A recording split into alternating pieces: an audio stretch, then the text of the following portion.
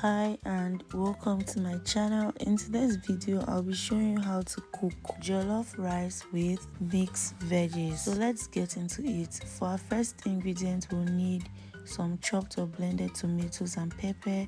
We'll need some chopped or diced carrots, sweet corn. If this is your first time here, please click on the subscribe button and do not forget to give this video a thumbs up if you enjoyed it, and also do not forget to share and leave me a comment.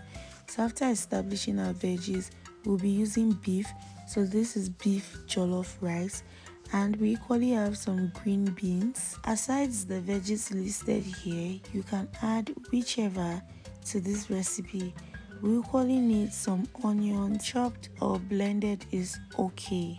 We'll need some cooking oil, seasoning cubes and salt, and rice, which is our main ingredient. You'll need some ginger and garlic paste.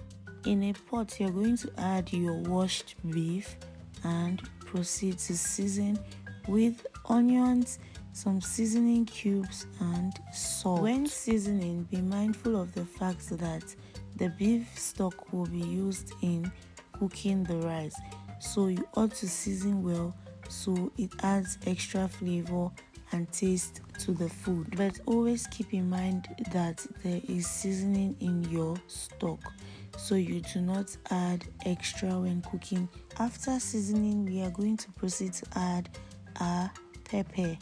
We'll be using a pepper in whole. If you want to blend, that is okay. Stand pot on the fire and allow for the meat to cook so it releases its own water. Once the meat is ready, set aside. Into that same pot, you're going to add some oil, some onions and salt. Then proceed to give it a good mix so your onions does not get burnt. After this, you're going to add your tomatoes and pepper and proceed to fry. If your beef stock is well seasoned, then do not add salt right away. You're going to add ginger and garlic paste and give this a good mix. Fry your tomatoes until you get rid of excess water and sour taste in your tomatoes. That will be achieved when you realize that your tomatoes starts to reduce in size and no longer taste sour. Once that happens, proceed to add your rice. Give this a good mix. This is so that your rice gets immersed in the tomato sauce. Please note that you are not frying your rice. You're just going to mix it properly and then proceed to add water. The quantity of water added is just slightly above the rice. This is so that your rice does not end up soggy. This occurs when you add so much water, so make sure to always add little at a time. Now we are going to add our beef and beef stock to our rice once it is almost ready, so it will continue to cook until it is ready. Once this is done, you're going to mix properly.